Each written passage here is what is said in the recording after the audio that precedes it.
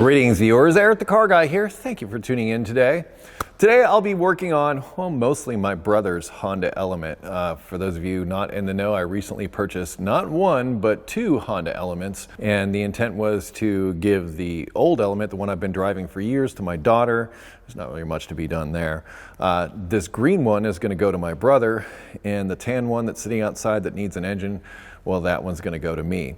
That said, I've already kind of played musical roof racks because my brother wanted the Thule, so I went and removed that from my tan Honda Element and I've transplanted it onto this one. Now, the roof rack that was on my Honda Element, I took that and moved it over to my tan Honda Element. And my original Honda Element, the one with the automatic transmission that's going to my daughter, that has no roof rack on it whatsoever. But FYI, I've often commented about how I feel like driving down the highway, the Element feels like it gets thrown around a bit by the wind. It seems less so without a roof rack. Just saying. Anyway, I've done that part of it, but what I did do to the tan one's the one that got the catalytic converter stolen from it. I have removed that entire exhaust system, and I'm going to wait until after I replace the engine. I have a new exhaust system to go up into it. This green one also has an issue with the exhaust system. The original plan was to take the exhaust system that was off of the tan one, which was relatively new when I got it, transplant it onto this green one to give to my brother, and I'd get a new exhaust system for the tan one. Well, unfortunately, things didn't work out that way. I'm going to be putting new exhaust systems on both, the one that's going to my brother and my tan one. I'm also going to do a few maintenance items and service things to this vehicle to make sure, well, I don't have to hear from my brother anytime soon. So if you're interested in what I'm going to do to this vehicle to make it what I feel is going to be reliable enough for him to drive to California if he wants to, stick around. I haven't really found much that's new since my initial inspection of this vehicle, but this battery hold down was never properly secured, so I'm going to secure that. Also, I've already gone through, I had to soak these with some penetrating oil and such, but I want to replace this air filter, which looks pretty old and like it hasn't been changed in a while. Pretty.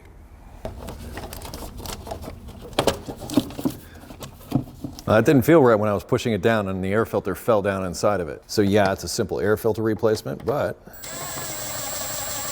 it comes with what to look for when you're putting it in and what to do if you have trouble. I try to give you useful information. That's my goal. I also noticed that the coolant was very, very low. In fact, it's non-existent in the overflow.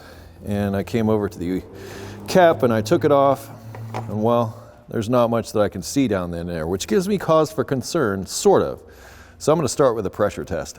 Now, normally with a pressure test, I like to top off the system first because air can compress. So if there's a lot of air in the system, it's going to take you a while to pump up the tester to get there. So normally, like I say, I will go in and I'll top off the system. Sometimes I don't, because if there is a leak, I just topped it off. And if I do top it off, I try to top it off with water instead of coolant. But anyway, I'm going to pump this up to 15 PSI, which the cap is 1.1 bar, which is about that. So right about there. And I'm going to look for that needle to drop. And if it doesn't, and I don't see any leaks underneath the vehicle, I can reasonably assume that there aren't any external leaks. And if that's the case, what most likely happened is during whatever cooling system service or whatever they did here, they just didn't properly bleed the air out of the cooling system, which I find to be quite common. So if you find low coolant, you don't have to assume that there's a leak. It could just be that somebody didn't service the system properly. Do you remember my theory about somebody didn't service the cooling system properly? That's why the cooling is low. That's a new aftermarket radiator. So I think I'm spot on with that. And given that I've been standing here now for a minute and that I haven't seen a single drop in that needle, I think it's reasonable to assume that that's probably exactly what happened. I plan to top off the coolant after I'm done with all the other work so that I can bleed the air out of the system. Now I do plan to lock this battery down, and even though it says 8 of 20 on there, I'm just going to test it just to make sure. A battery is one of those things that can leave you stranded. Actually, I like to see it looking a little better. I like to see 12.6 volts. Right now I'm at 11 something. And the battery's not testing so good at the moment. I'm going to set it on a charge overnight and then recheck it. I don't know how much, well, I know this hasn't been driven a whole bunch since I brought it in. It'd be nice to think that this battery was good, but I'm beginning to suspect maybe not so much. For now, I'm gonna see if I can solve that J-bolt problem. The front one's hooked, the back one is not.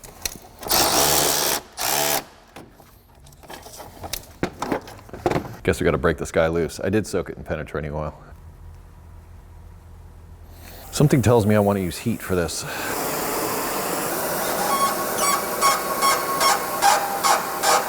I think that's all we'll need. That guy sit there and cool, and we'll come back to it later. To also add to my tune-up, I'm gonna replace the plugs. Now the interval on plug service, I would say is around 100,000 miles or so. To avoid getting dirt into the engine, I'm just gonna get some of this dirt and dust off the top of here before I take the plugs out.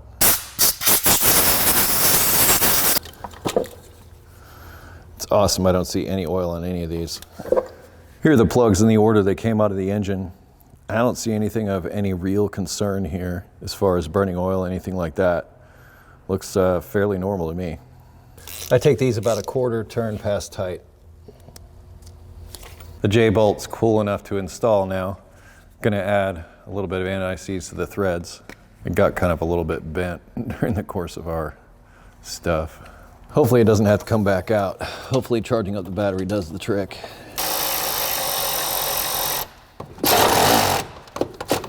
I think I'm just gonna do a similar treatment to this other J-bolt.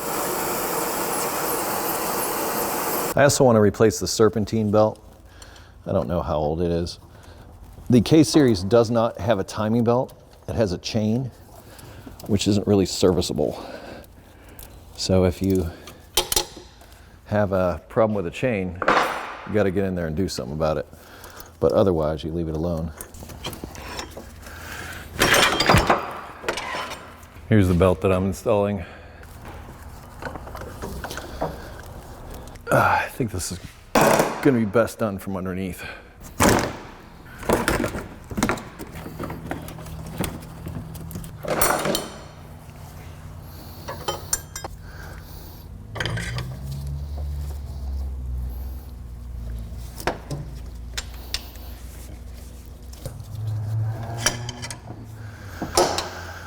I think we did it. I figure now is a good time to install this J-bolt. I already put the anti-seize on it.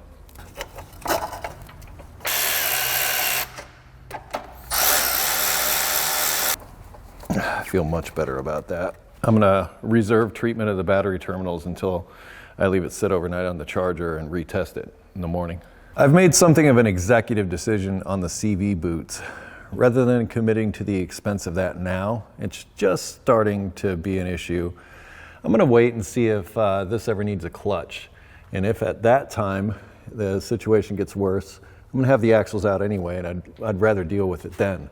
It's not that bad, and I'm sure I'll be seeing this for oil changes along the way.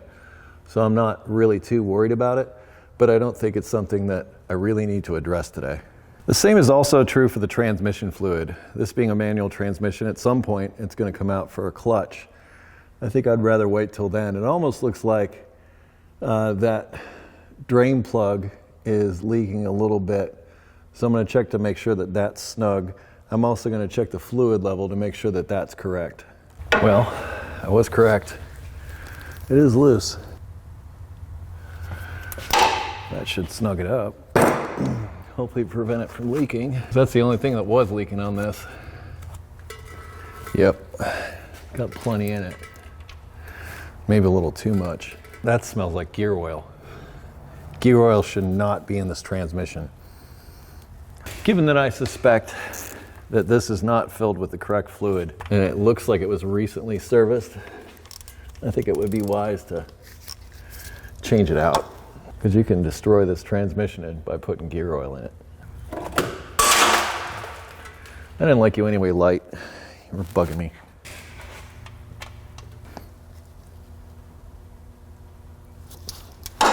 Since I'm here, and I also plan to change the oil, let's do that.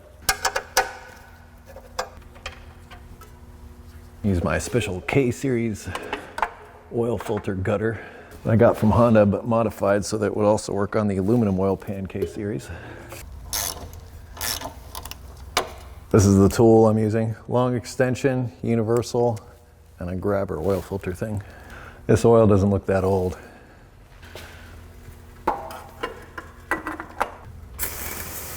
This one could really use a new drain plug washer.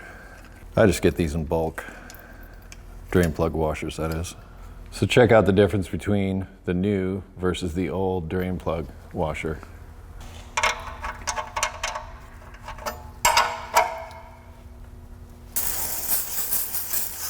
Last but not least, as far as fluids are concerned, I'm going to change the fluid in the rear differential here. It's just removing these two plugs, the fill and the drain. It gets double pump fluid. I would wager this may never have been changed.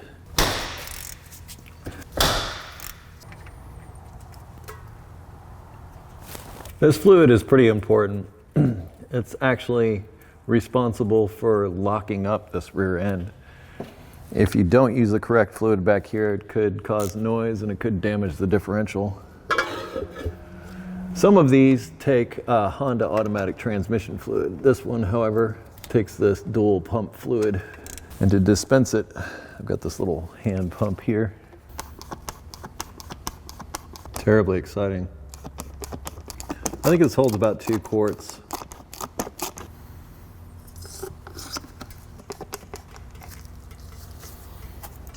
Okay, maybe not 2 quarts, maybe more like 1.5, but you'll need 2 quarts.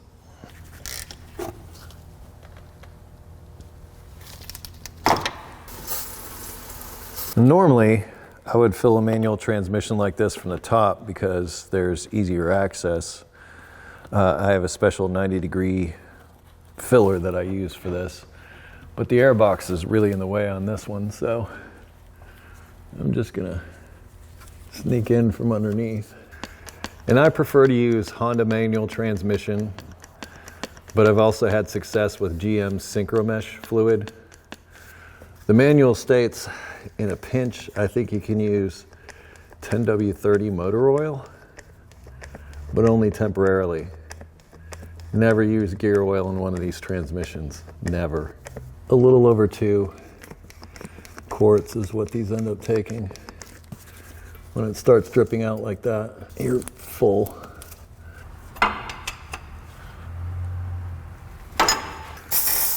No, don't make me fill it up. In my experience, these engines take about 4.5, sometimes 5 quarts. I guess it kind of depends on what oil filter you use. It gets 5W20. If I had some, I'd run high mileage oil in this. If you're wondering about my funnel, it's an old brake fluid bottle that I cut the bottom off of. It screws right into where the oil cap goes. I'm gonna put half of this 5th quart in, start it up, run it for a minute, check the level, and if it needs it, I'll add the rest. I just remembered my spill-free funnel does not fit down in here, so bleeding the cooling system would be a challenge. What I'm gonna do is I'm gonna top off the radiator, top off the overflow, then when I run it, check the heat and make sure the cooling fans are coming on. I think that should be sufficient. And I'm using Honda Blue coolant. It does mix with green. That took a little bit to get there. With these overflows, I like to put a light behind them so I can see how much they're getting filled up. Also, adding to this, the radiator cap, if functioning properly, which I believe this one is, should draw any additional coolant from the overflow that it would need. I got a little above max there. I think it'll be fine though. Actually 2 more fluids that I'm gonna address real quick, and that's the brake fluid and the clutch fluid.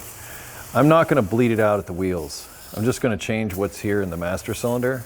And I know that seems like an easy way out, and it is, but I have found it to be effective. In fact, at my dealership, if you didn't get your service from me, it was likely that this is exactly what you're gonna get as far as a brake fluid change. But I think if the majority is replaced, that goes a long way. And somebody obviously overfilled this anyway. So this cover, when I took it off, was just sitting there like that. That's not how it goes. It should go on there like this.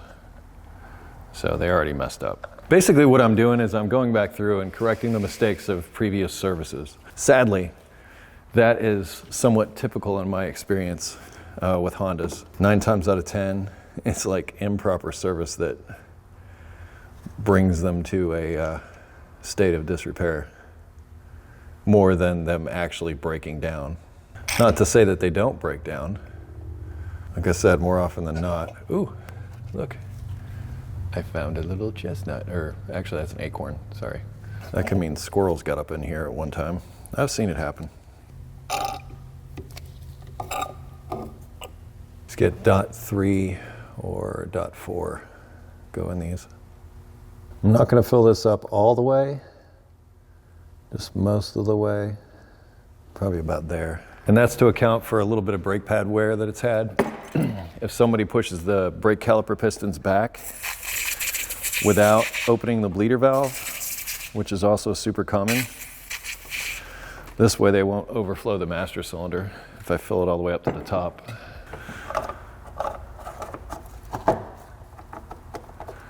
There you go, and then right next to it is the clutch fluid. That has probably never been changed. So Eric, why does brake fluid get black over time? That's an excellent question, and it actually has a relatively easy answer.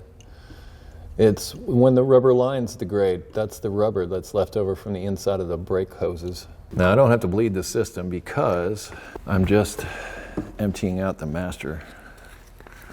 So there should still be plenty in there so that I don't get any air in the system. I lied. There's one more fluid. Let's see if it still runs, shall we? Yeah. Yep, I think that battery might be junk despite the fact that it's new.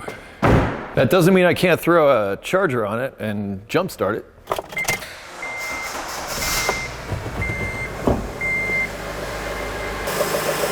Seems to run smooth. I'd say it could use that other half a quart. They usually end up with 5. I just like to check them first. I like that better. Well, that pretty much covers the fluid, with the exception of the power steering, which I'm considering flushing, but there was what appeared to be a leak at one of the rubber hose connections down below. I tightened up the clamp on that and cleaned everything up when I did the oil change. I'm gonna make sure that's still not leaking before I go and change the fluid, because if there's a repair that's required with the power steering system, I'm gonna be, pretty much losing all the fluid anyway, so I don't wanna do that work twice if I can avoid it.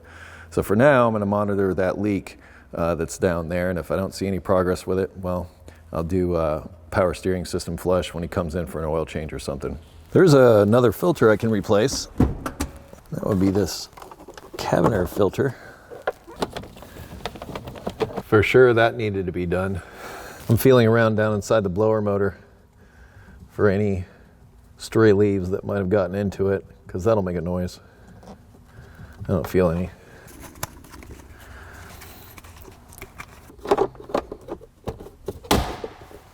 Found a receipt from Valvoline. They put a serpentine belt on it. They just put a serpentine belt on it on 12621.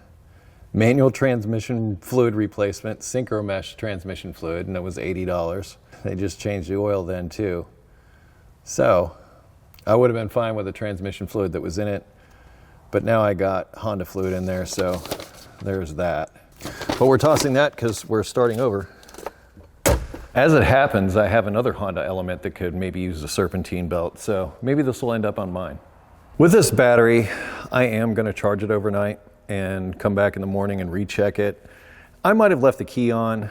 I don't remember. I put this on a lift actually a couple days ago and parked it here, and I'm just now getting a chance to work on it. So if I did leave the key on, well, that could account for what happened. So I'll charge the battery up, give it a full charge, then recheck it and see if it's a problem or not. I left the battery on that trickle charger overnight. It's not quite completely charged, but I'm going to use my fancy battery tester to check it now. Okay, fancy battery checker, 13.28 volts, nice.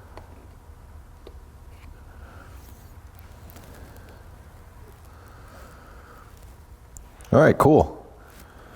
So I think I just left the key on. I guess we'll check the starter and the charging system real quick.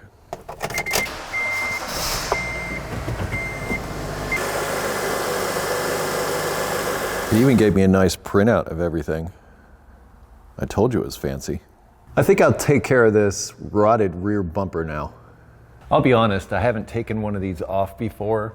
I know there's this middle cover for the bumper skin. I don't know if there's attachments underneath it because the only thing I need to take is this metal piece. So I'm not sure if I need to remove the entire bumper skin. So I'm just gonna start with this. And these clips do a lot better when you just give them a little squirt of WD-40. They come off a little easier. And I have a special tool just for this. I'll link it down in the description. It does make it easier, but you can use a screwdriver. I'm telling you, most of this is WD-40. It really works wonders for doing this. The top part of the bumper is just held in by these clips. This one looks like it's broken, but these clips are kind of rolled under like this. So what I'm finding is sneaking under here with a pocket screwdriver and sort of lifting up on the bottom part like that is helping to release them. So there's a little bit of a top clip, but mostly it's on the bottom. So as I pull it out, what I'm doing is I'm slipping the screwdriver underneath that clip and pushing up on it so that I can pull it free. Well, that's how you remove the outer cover, but it's not how you remove what I need to remove, which is going to be this entire bumper cover. So I believe, yeah, there's a couple of fasteners, two 10mm fasteners right there and right there that are going to need to be removed. Looks like I'm also going to have to remove the rear mud flaps. There's a screw way in here and then these three on the front.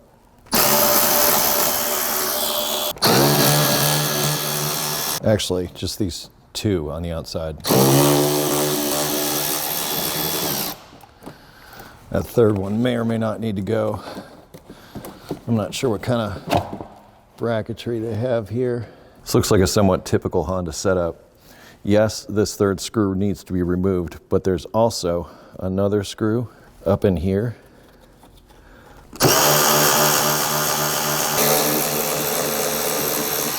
That one.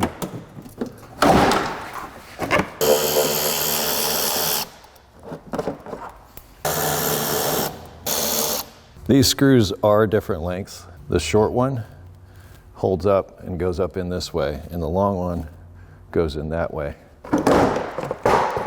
Those lower clips that I removed to start with still all need to be removed, but this piece doesn't have to be removed from the outer piece. With the cover gone, we can get a better view of the damage, which there's quite a bit of crusties here. I think, yeah, it almost looks like this energy absorber is just clipped on. A little bit of rust, it'll buff out. Here's simply nothing left. Looks like this part is held on by 4 fasteners. You can see 2 of them here. There's 2 on each side. They're pretty well disintegrated. I'm going to use heat and my special sockets to see if I can get them off of here. I'm going to use these guys. There's special sockets that grip basically if there's no fastener left.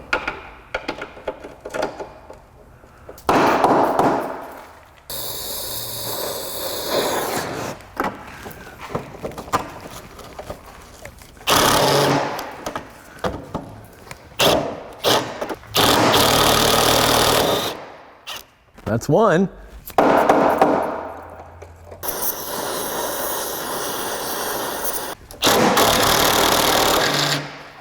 Just switching to a smaller size.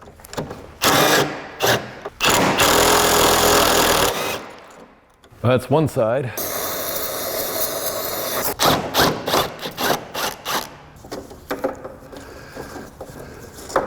There's really not much left at all to that.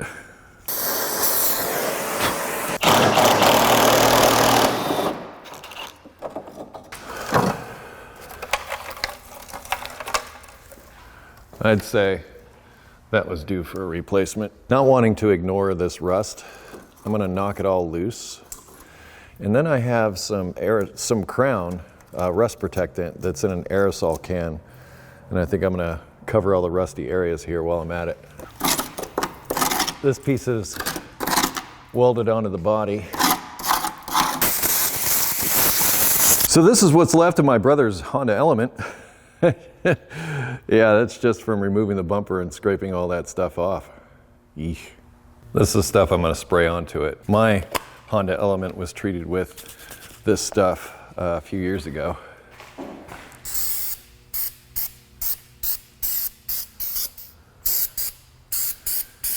Sifting through my bolt pile, I found a nut with the correct thread pitch and everything, but I want to make sure that I get a good one for this, so I'd like to go get some grade 8s. So I'm going to run to the hardware store and pick up actually fasteners for all 3 elements, because I may deal with this on all of them. That way I'm prepared.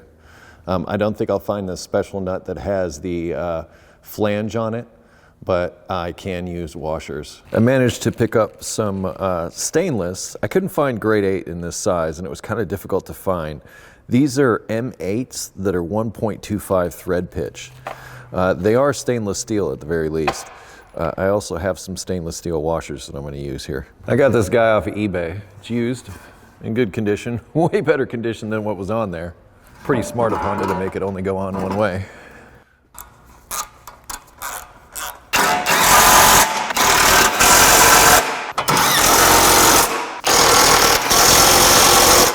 That looks way better than what was on there.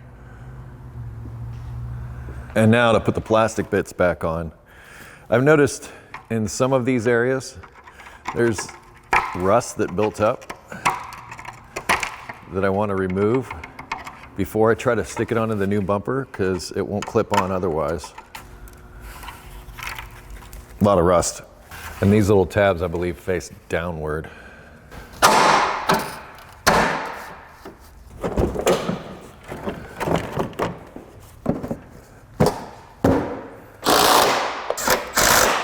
One thing I think that's important is when this opens and closes, that it doesn't bind on top of here. My tan one got hit in the rear and it was pushed up a little bit, and every time I open the tailgate, it sort of clicks right here. But that's not happening at all, so we're good.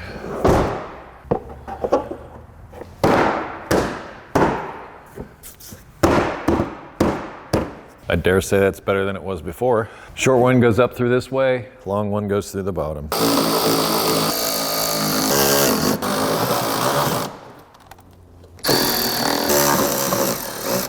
And now to clip it in. Sometimes taking out the center can help them go in easier. There's some that are slightly longer. They're gonna go through here and here. Bumper's done. Now it's time to turn our attention to the exhaust. Here's the new exhaust system. It came with all this stuff. I'll link it in the description for you.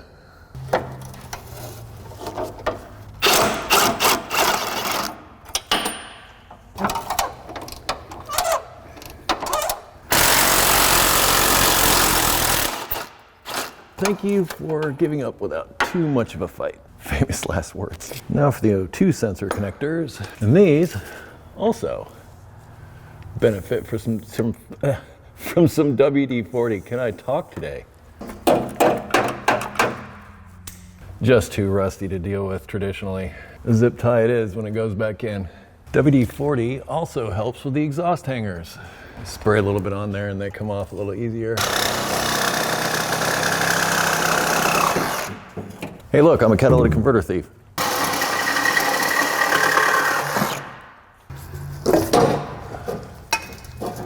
Oh no.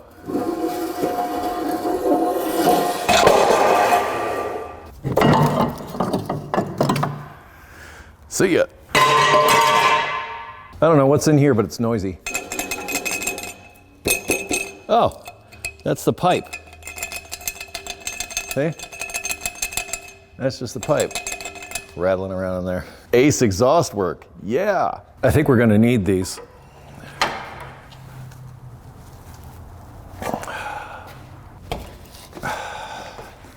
Uh-oh. it's doing that thing. One of the reasons they put anti-seize on the threads of O2 sensors before they go into exhaust, obviously exhaust gets hot, cold, and as a result, kind of tempers the metal, but sometimes galling happens on the threads. That'll shut this down real quick if that's the case. We'll try our old friend, Mr. Heat.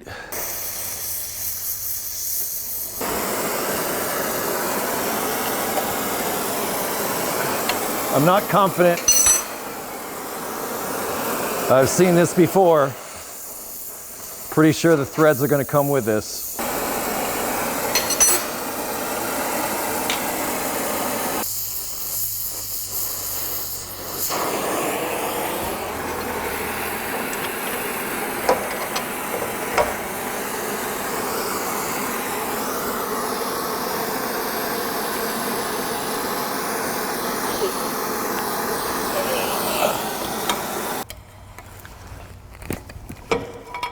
So here are the threads on the rear sensor. I don't love it. I don't love it at all. Threads for the front sensor. Also, I don't love it.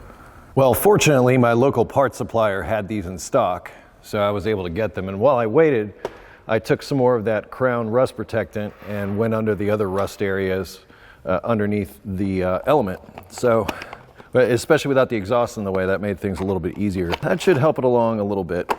The front one, if I remember, was gray, because they're not going to have the same color plugs that they did, but they only plug in one way. So this one is going to be the rear, and that would be that part number. Front one uses this plug, and you best believe I'm putting anti-seize on the threads of this guy. Be careful not to get any oil or anything on these holes that you see on the outside, because that's actually part of the sensor. It's important. And you don't need to crank the heck out of these. You just need to snug them up. They'll seal. They got that crush washer on there, especially on a new pipe. They'll seal just fine. Good to go. From here, it should just be a game of connect the pipes.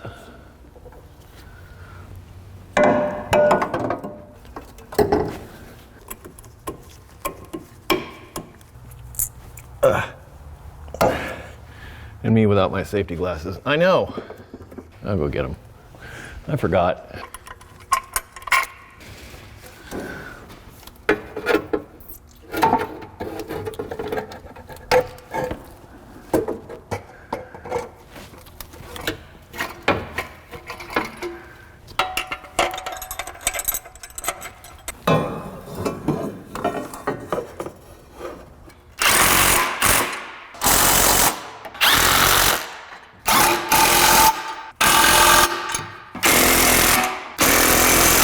Now I'll start it up and check it for leaks.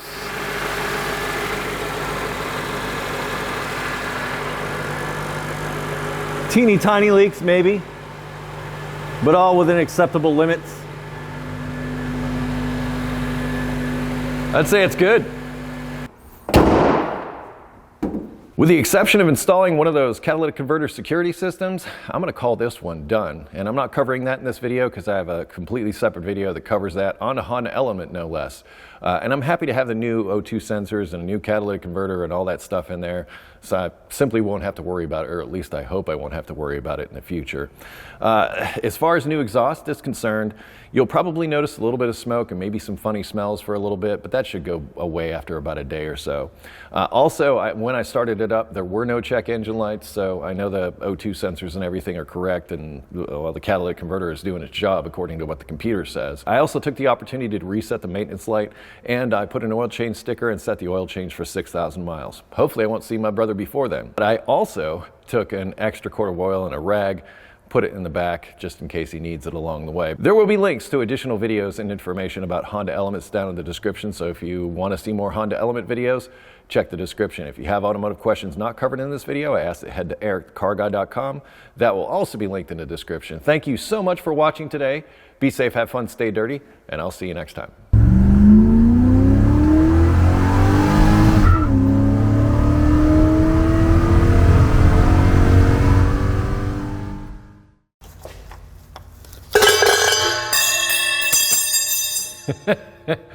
was a lot of noise.